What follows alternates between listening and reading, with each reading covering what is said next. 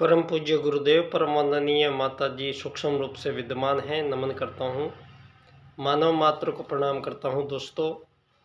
आदिशक्ति माँ गायत्री प्राणों की देवी है और मानवों के साथ साथ संपूर्ण जीव जंतु वृक्ष वनस्पति जिनको भी हम प्राणी कहते हैं, उनको प्राणी कहलाने का जो गौरव मिलता है सभी जीवों को, वो आदिशक्ति माँ गायत्री की बिजली रूपी ऐसी सत्ता जो आँखों से दिखाई नहीं देती है, ऐसी सनातन सत्ता जिसके कारण मानव का ये जीवन काल की यात्रा पूर्ण होती है, ऐसी आदिशक्ति माँ गायत्री के प्राणों को हम बारंबार नमन करते हैं। दोस्तों, मानवों के साथ यहाँ एक लंबा समय काल जुड़ा हुआ है और कितने प्राचीन काल से धरती पर मानव आए हैं, ये सवाल का उत्तर ढूंढना मैं समझता हूँ सबसे आवश्यक है। और इसी उत्पत्ति काल से ही मानव के संबंध में जो परम सत्ता परमात्मा ने प्रत्येक जीव जंतु वृक्ष वनस्पतियों को एक शरीर मिला है और ये जो शरीर है ये सभी जीवों का अलग अलग शरीर दिखाई देता है। किसी का छोटा बड़ा मोटा, हवा में उड़ने वाला, पानी में रहने वाला, ज़मीन के नीचे रहने वाले, हवा में उड़ने वाले, इतने प्रकार के जो ये जीव जंतु हम जिनको कहते हैं, ये असल में इन सब के बारे में जानकारी प्राप्त करना और मानव वस्तुतः है कौन, इस प्रश्न का जवाब आज सबसे ज़्यादा उलझा हुआ है और इसी सवाल का जवाब ढूंढने के लिए मानव का आगमन धरती पर होता है। यूँ तो संपूर्ण प्रकार के जितने भी जीव हैं, उन सब जीवों का आहार विहार रहन सहन जीवन काल सबका अलग अलग है, भिन्न भिन्न है, लेकिन सभी में जो जीवन की यात्रा है, जीवन सत्ता है, वो जीवन सत्ता जो बनी है। दोस्तों, यहाँ पर हम सनातन भारत से अगर इस बात का परिचय अगर प्राप्त करें तो यहाँ पर हमें सारे उत्तर मिल जाते हैं। स्पष्टतया हमें मानव को सारे उत्तर यहाँ हमारे सनातन भारत से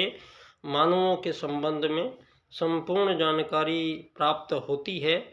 और भ्रम की स्थिति जो हुई है वो मानवीय चिंतन की त्रुटियों का परिणाम है, जिसके कारण आज सारी धरती पर यहाँ पिछले 2500 वर्षों से मानवों के बीच युद्ध शोषण वध हत्याओं का ये लंबा सिलसिला, अंतहीन सिलसिला ये चल रहा है। और ये अंतहीन सिलसिले में जो सिचुएशंस क्रिएट हुई है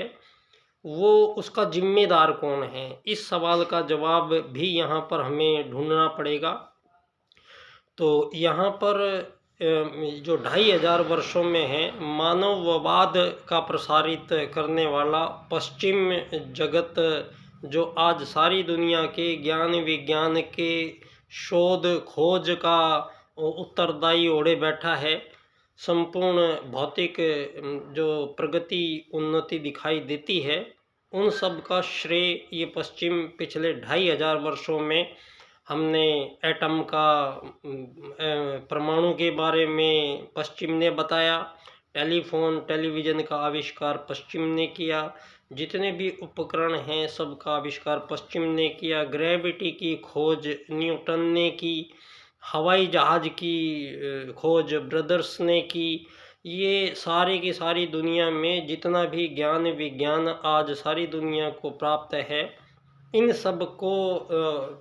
सब का श्रेय पश्चिम ने रखा है और सारे नोबेल पुरस्कार ये पश्चिम ने अपने आप लेकर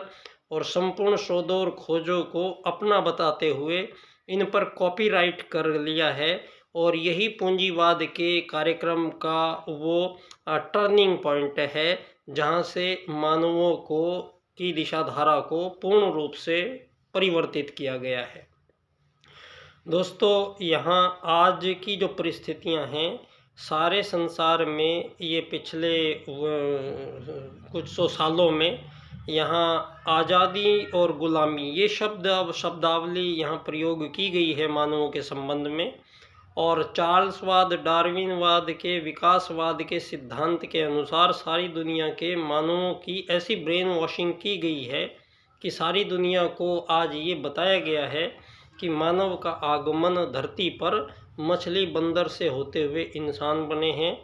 और मानवों को एक शरीरधारी जीव ही इस पश्चिम ने मानकर इस पूंजीवादी जो व्यवस्था बनाई गई है धरती पर, जिससे धन आधारित जीवन पद्धति का निर्माण जो किया गया है, इस बात को बहुत ही बारीकी से यहाँ पर इसी भारत में इस बात को समझा गया है। और परम पूज्य गुरुदेव के सूक्ष्म निर्देशन में जो स्वयं महाकाल हमारे बीच पधार कर इस युग का नव निर्माण जो हो रहा है, युग परिवर्तन का जो कार्यक्रम चल रहा है, इसी कड़ी में एक बहुत महत्वपूर्ण कार्यक्रम यहाँ हमारे बीच संपन्न हुआ है। और वो कार्यक्रम है मानव की पहचान, मानव के उद्देश्यों का पुनर्निर्धारण करना। और ये कार्यक्रम इस बार धर्म क्षेत्र में संपन्न होने वाली ये क्रांति राजनीतिक क्षेत्र से होते हुए गुजरी है और राज्य की नीति का निर्धारण पुनः सारे विश्व के सम्मुख भारत की ओर से, सनातन भारत की ओर से, उसी सनातन भारत की ओर से जब धरती पर प्रथम मानवों का आगमन वाला ये देश और प्रथम मानव मनु का भारत में जन्म और मनु का पहला परिवार जो भवन मकान बनाकर जिसने धरती पर पहली बार रहना शुरू किया, वो परिवार मनु का परिवार ही आर्य परिवार कहलाया है। और ये आर्य परिवार ही सारे संसार में प्राथमिक मानव रहे हैं। इनसे अलावा और धरती पर जो आज की व्यवस्थाएं दिखाई दे रही हैं, ये सारे मानव जो आज अलग अलग भाषाएं बोलते हैं, अलग अलग खान पान है, अलग अलग उनका रहना सहना है, अलग अलग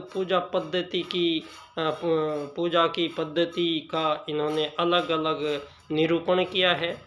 और इसी क्रम से आज ऐसा भ्रम में संसार विनिर्मित हुआ है जिस संसार में एक मानव दूसरे का शोषण, एक मानव दूसरे के प्रति हिंसा,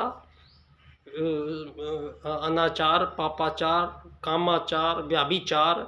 इतने सारे मानवों के बीच जो समस्याएं आई हैं, वो मानव केंद्रित जीवन पद्धति का निर्धारण इस पश्चिमी जगत ने आज यहाँ पर कब किया, ये देखते देखते ही ये तय भी नहीं हो पाया और मानव जाति एक ऐसे भ्रम के जंजाल में फंस गई जिसको धन आधारित जीवन पद्धति कहा गया है। और ये धन जो पद्धति है, ये धन कहाँ से आया है, किसने प्रयोग किया है, ये धरती पर पहली बार सवाल किया गया है परम पूज्य गुरुदेव के प्रथम शिष्य पंडित दीनदयाल उपाध्याय जी, जो विश्व राजनीति का पुनर्निर्धारण इस युग निर्माण योजना के अंतर्गत करते हैं।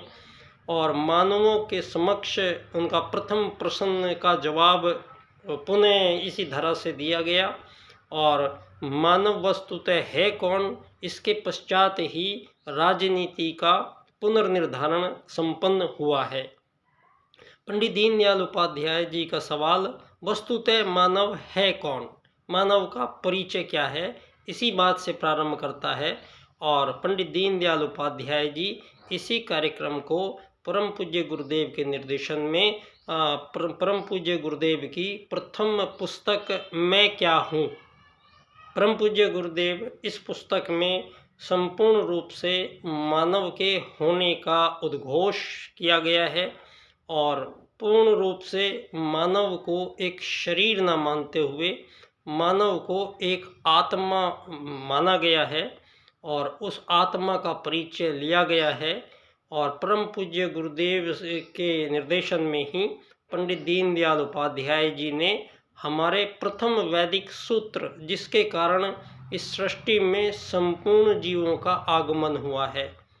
उन्हीं दो वैदिक सूत्रों से परम सत्ता परमात्मा ने यहाँ उन सनातन जीवन धारा को यहाँ पर पुनः प्रकटीकरण किया गया है।